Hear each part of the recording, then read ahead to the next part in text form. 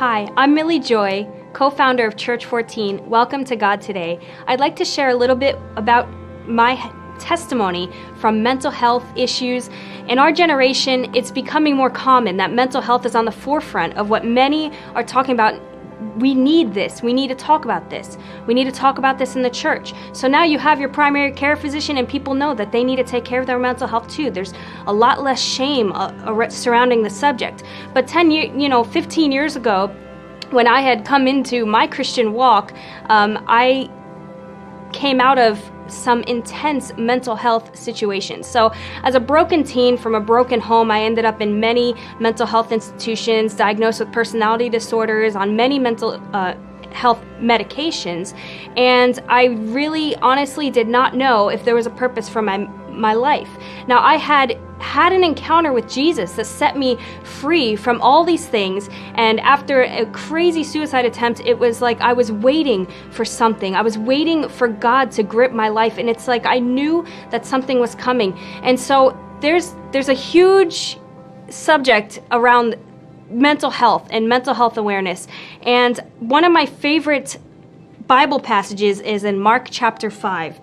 And talks about a man who is mentally ill, mentally unstable, a demon-possessed man. And he was in the region of Gerasenes, and he was like self-injuring. It says he was a self-injurer, and he had all these issues. It says he actually lived among the burial caves, and that's a link to where he believed his identity was. He didn't even want to live among the living. He stood around the dead people because he didn't believe he was even alive. And I remember experiencing that, going in and out of institutions and being plagued by demonic powers and different things.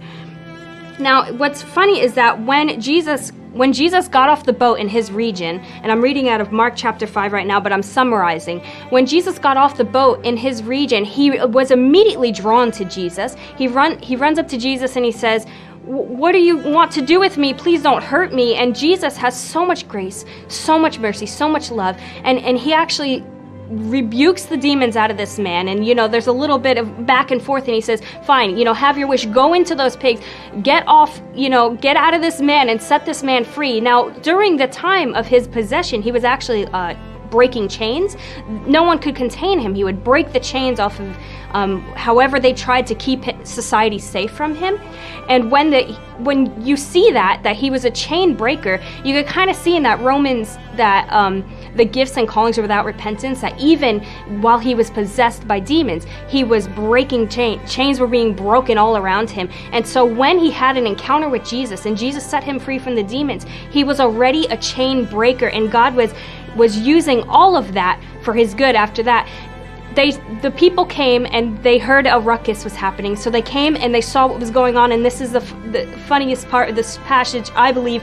They saw that he was sane, they saw that he was healed, and they were afraid. Isn't it just like that? Like, God does a radical change, and it causes a response in the people around you. It causes a reaction out of people around you, and sometimes we're like, how do we deal with this? So what the man does is the people say, "Jesus, please get away from us. We don't know what you're capable of. Why are you healing this demon-possessed man?"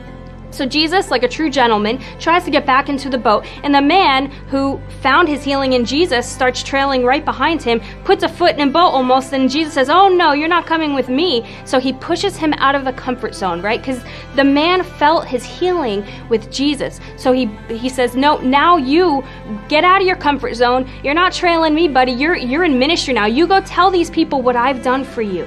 And I feel like that's what God's raising up, an army today of men and women who have experienced mental illness and who have felt hopeless and who have felt like there's no future for them, because we've literally, and I say we, inclusive, I've been there, and that we feel like there's maybe no future, no hope, or whatever. And then Jesus comes and we have a radical encounter, and he says, "No, you know what? I've called you, and you don't feel qualified, and you don't feel like you have what it takes to go do what maybe you've seen, maybe you've loved other people who have gone in ministry before you.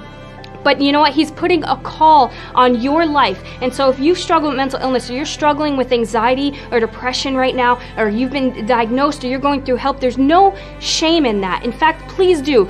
Go get the help you need, but know that Jesus is right there in the room with you. And I believe that we're going to have supernatural experiences over this broadcast right now. I thank you, Lord, for healing mental illness, for healing any demon possession, for healing self-injury, for healing, eating disorders, and all things linked to mental health and mental health awareness. God, I thank you that mental health is the key word. Mental health is your destiny for your people, and that there should be no more struggle, no more striving, that you will be healed in Jesus' name. Thank you for watching God Today. I am Millie Joy.